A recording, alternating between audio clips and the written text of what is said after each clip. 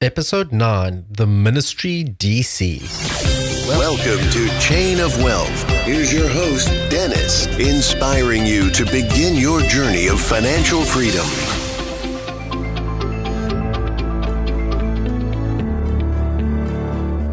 Hey Chainers, and welcome to another edition of Chain of Wealth. Today I have Elisa Bennaton here with me. Elisa is a young entrepreneur that is planning on opening, in my opinion, the best duo coffee and wine bar, located right where I live in my home, Washington, DC. The coffee and wine bar is called The Ministry DC. Welcome, Elisa.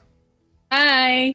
So, Elisa, before we dive straight into the interview, let's get to know you a little bit. Tell us a bit about your personal life. Okay, well, so I'm a Hispanic woman entrepreneur, now based in DC for almost the three past years. I'm originally from Honduras and Guatemala by way of London. So I decided to relocate to Washington, DC to be geographically closer to my family. And I saw that it was evolving as, in such a great way, culinary wise, culturally speaking as well. And therefore I decided to establish roots here. And yeah, so that's why you might find I have a funny accent, not completely Hispanic, not completely American, but also a twang of the London or Britishness. I really like that accent. It's something that I can relate to. I'm originally from South Africa, so I totally understand that. Awesome.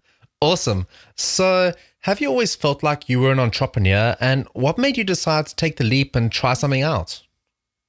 So that's an interesting question. I never thought of what an entrepreneur was. I always did think I would do something related to business. I never thought I would be a big risk taker. I've always been good at identifying good business opportunities, and the timing was never, it was a factor that things weren't really panning out. But then as I had all these ideas in my head to establish a food-related business when I was in London, I did a master's course in entrepreneurial management, and that sort of clarified things a bit for me. Fantastic. Now I realize that, yes, there's always been an entrepreneurial spirit in me. That's fantastic. So I'm sure that in your earlier days, you weren't exactly sure on how to get going and how to get started. If you could go back in time and tell the younger version of yourself any one thing, what would it be? So I think I would tell myself two things. I think number one is budget, as in budgeting. If you don't know how to budget, that I think that had I started saving money or taking better care of money, then I would understand and be more, I think, successful with my finances. Right.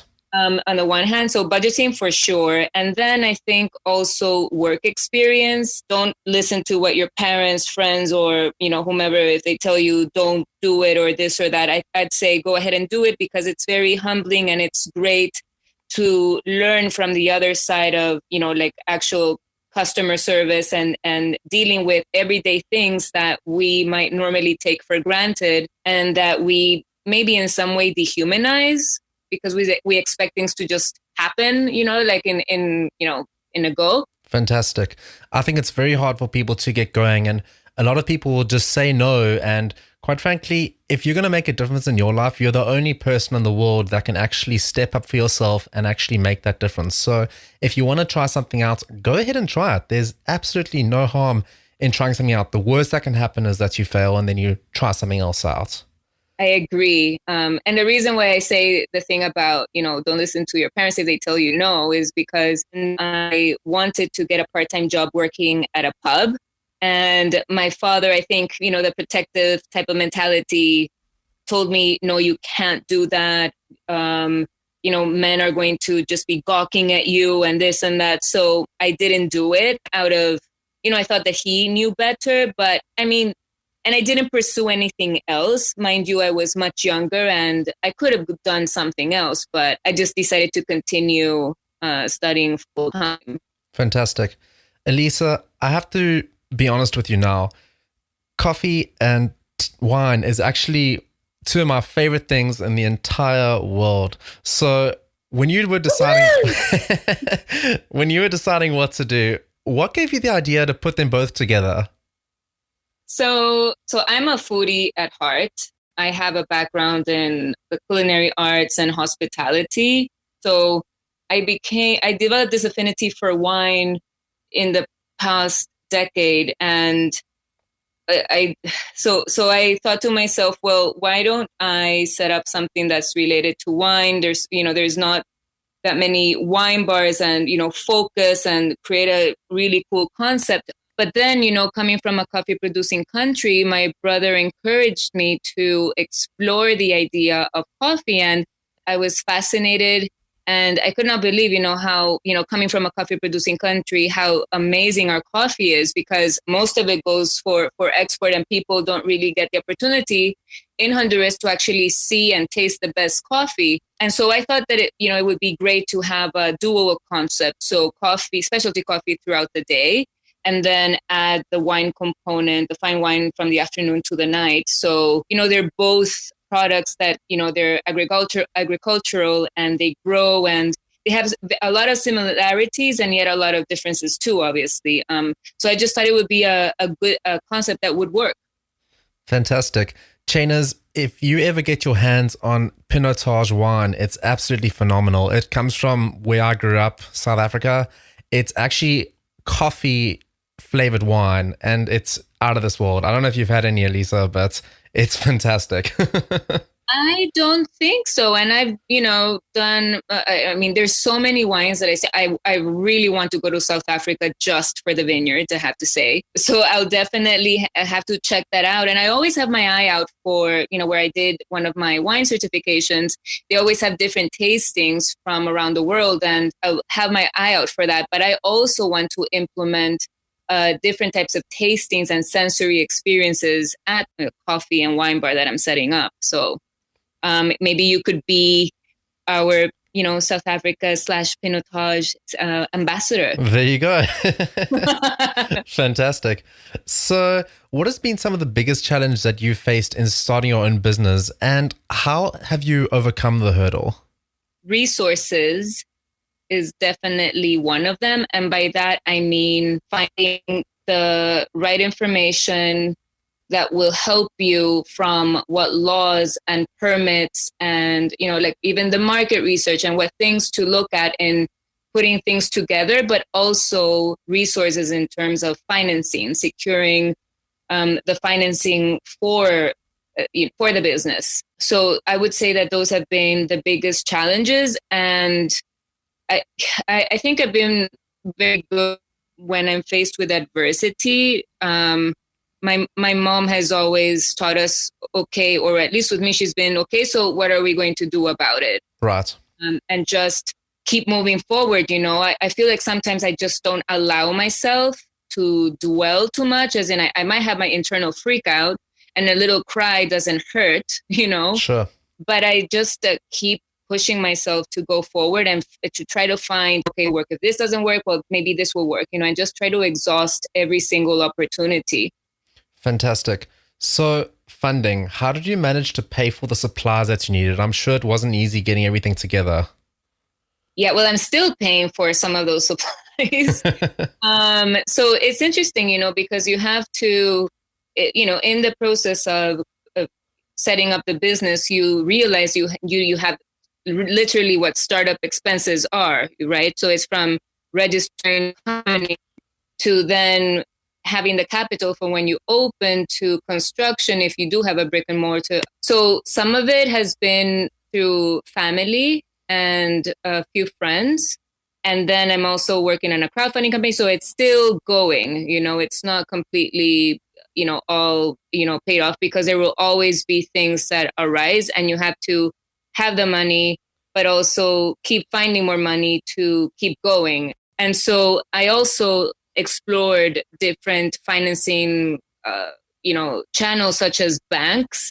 And there are quite a few community banks for small businesses, but there's always a catch, is the thing. So I'm still working on exhausting every single contact that I might have for what I would prefer as a private loan investment.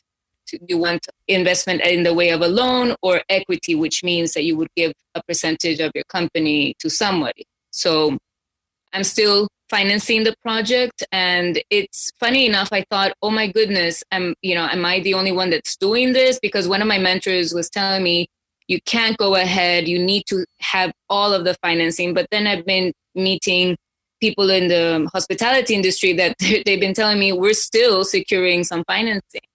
So, that's lets me breathe a little bit easier, Right. Yeah. And it comes back to your earlier point in terms of budgeting and, trying to figure out exactly where that next dollar is coming from and, knowing that you're going to have enough to live if something does go wrong. Yes, that's exactly true. Right now, for instance, I'm living with my sister, so we have a pretty decent arrangement between us. And so those are things that you need to even budget for. You have to not forget that you need to allocate yourself a salary, a realistic one. But yeah, where are you going to live? How are you going to, eat and all these things? Those are things that definitely you need to keep in mind and include in your startup expenses. What has been your greatest moment of success or failure?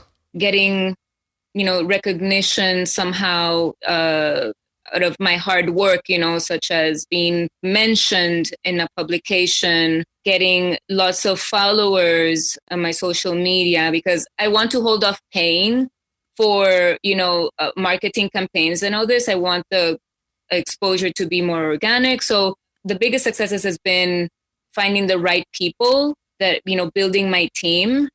That for me is, a big success because everything revolves around people. And if you don't have the right team, with you, then you're doomed. So I think along the way, I'm finding that people are very supportive and seeing how the brand has developed, how the reaction that people get, how excited people get. That those for me have been successes. Fantastic. So, Elisa, many people that may be listening may want to start their own business or become an entrepreneur. Knowing what you know today and everything that you've gone through, do you have any advice that you would like to pass on to them? Yes. Although I understand if, if they don't listen, because sometimes it happens. But I would say never underestimate when you're told that you should double the amount of time and double the amount of money that you're investing in setting up and running a business for the business to actually take off. One of the last podcast guests I had said triple it even. Yeah. And, and it's very stressful because you want this to happen, but inevitably things work differently, some things are completely out of your control because you have to wait for the district or the government to approve permits, for instance, and then you're able to move on. So I try to find, okay, well, while this is being delayed, well, I can continue to work in the marketing, develop this further. But, but yeah, it can be very frustrating. But yes, the amount of time, money, yes, people would be wiser to say. It sounds like you're literally a jack of all trades, running around, getting everything set up. It must be really, really tough to keep yourself charged up. What do you do to stop yourself burning out or, feeling like you can't carry on?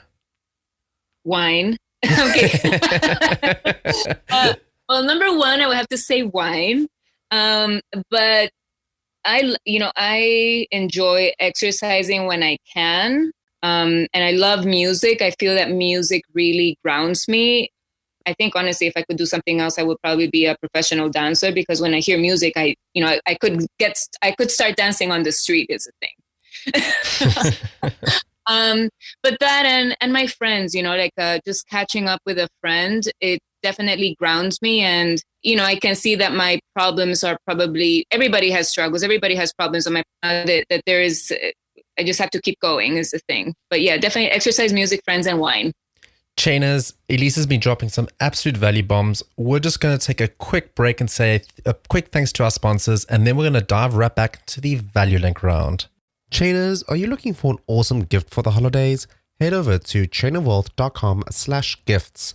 Katie's put together an awesome guide of gadget gifts that anyone would love, and it would make a perfect present for anyone. That's chainofwealth.com/gifts. Elisa, why do you think that people fail at achieving their goals? That probably has to do with goals not being clear. I think it's very easy to say what you would like to achieve, but figuring out how to do that is something completely different. So, and once you clarify that, how am I going to do this? It's actually about being consistent and going for it. So I think that that's why. Fantastic. Do you have any books or other podcasts that you'd recommend for our listeners? So I'm afraid I have to admit I'm new to podcasts. So I will recommend what I do for reading. I love biographies and historical fiction. I just find them humbling and inspiring to learn from people's experience and struggles. I loved Nelson Mandela's Long Freedom. I Am Malala, which is, this Pakistani girl who stood up for girl education and got shot by it. And I also love reading about Jacqueline Kennedy Onassis.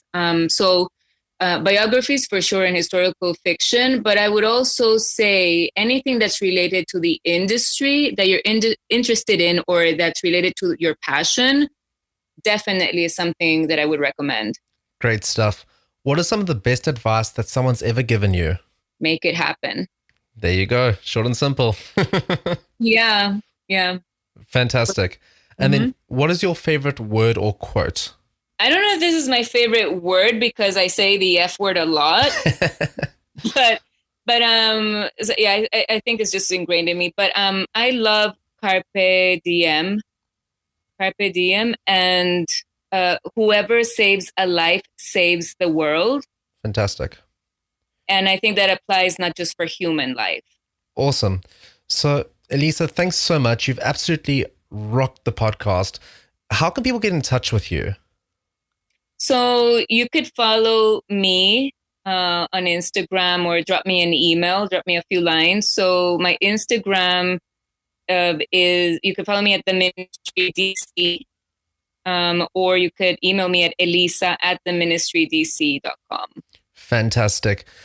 Elisa, could you give us one last piece of advice for our listeners, and then we're going to say goodbye? But I would say do what you love. Don't listen to other people's opinions. If you enjoy what you do, just go for it.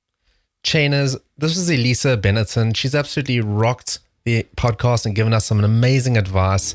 Don't forget to check out her wine and coffee bar, the Ministry DC. I know I'm definitely going to be down there soon. Chainers, if you enjoyed this podcast, don't forget to subscribe, rate and review. Catch you on the flip side.